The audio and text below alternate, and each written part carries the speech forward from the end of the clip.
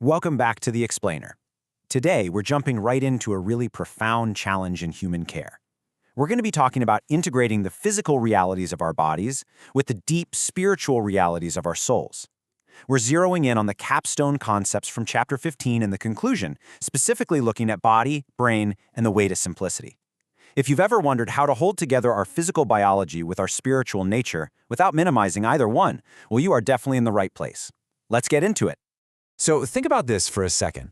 Are human struggles just a matter of brain chemistry, or are they purely a matter of the soul? For decades, people have desperately tried to pick a side, but is it really an either-or scenario?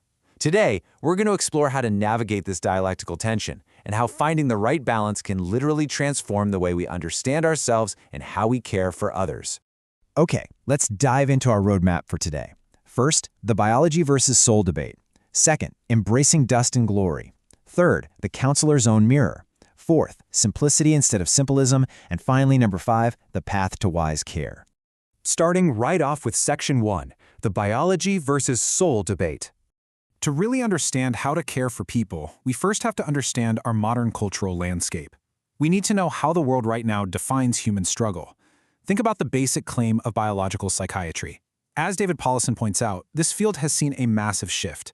The focus has moved way away from what your family did to you and shifted heavily toward what your biology gives you. In modern medicine, there's a very real push to treat the psyche purely as biology.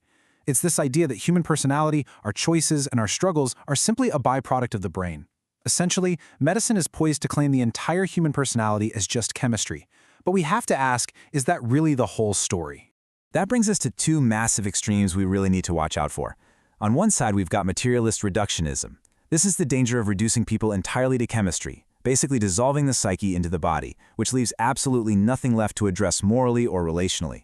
But on the flip side, we have over-spiritualization. And this is the error of ignoring the body altogether. It's treating every single struggle, every moment of sheer exhaustion or emotional depletion, as though it were purely willful disobedience. Both of these extremes fail us, big time, because neither one offers true holistic human care. Moving on to Section 2, embracing dust and glory.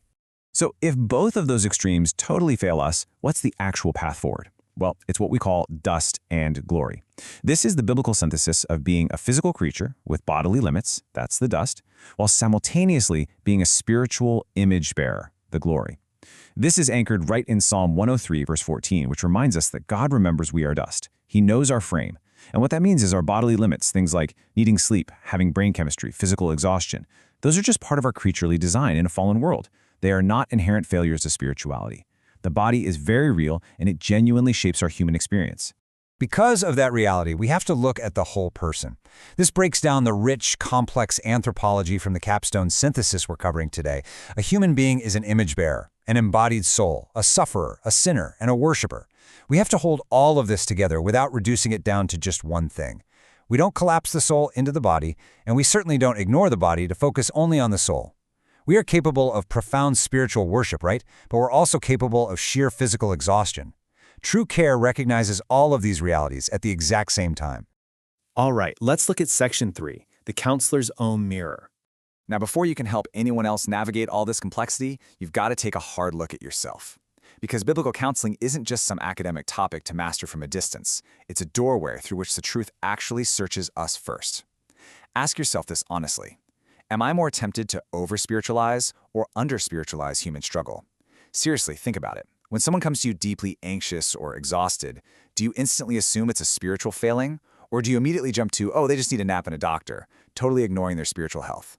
Before you try to interpret someone else's life, you really have to know your own bias. The Lord teaches counselors by first counseling them.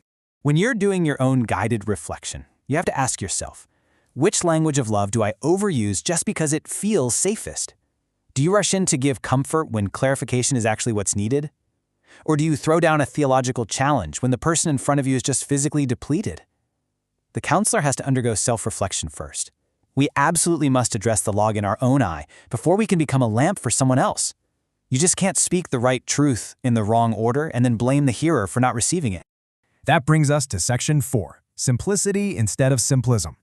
So, the crucial point is this. Once we've actually checked our own biases, how do we handle the massive, tangled complexity of a human heart and body? Well, we have to exercise a hard pastoral caution. Do not mistake simplism for simplicity. Simplism is what happens when we refuse to honor complexity at all. It's giving a quick, pat answer. It's slapping a Bible verse on a deep neurobiological and spiritual struggle and just walking away. Simplicity, however, is clear, deep wisdom that exists on the far side of that complexity. It's a grounded wisdom that can handle the complicated tangle of a human life, hold it up to the light of Scripture, and then speak clearly and gently. And finally, Section 5, the path to wise care.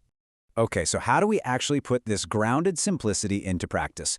Here are the modest, step-by-step movements of care. Notice that speak is step 4, not step 1.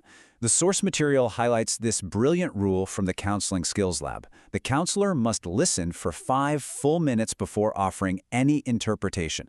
Think about how incredibly hard that is. Step 1, listen. Step 2, clarify. Step 3, interpret using Scripture as a living frame, not a club to hit someone with. Only then do you move to step 4, speak. And finally, step 5, practice modest next steps without pretending you're going to solve everything all at once. To really bring this entire lesson home, check out this beautiful anchor quote from David Powlison. He says, "To see more truly is then to love more wisely, to do what really needs doing." That basically sums up why all of this deep integration actually matters. We aren't just learning theology or psychology to sound smart, we are learning to see the whole person, dust and glory, body and soul, so that we can genuinely love them with the wisdom of Christ. As we wrap up this explainer, I want to leave you lingering on one final, pretty provocative thought. What would wise love do slowly rather than quickly? We live in a world that constantly demands instant fixes, quick diagnoses, and immediate relief. But true, deep ministry requires profound pacing and patience. Think about that in your own life and in how you care for the people around you. Thank you so much for joining me for this explainer, and keep learning.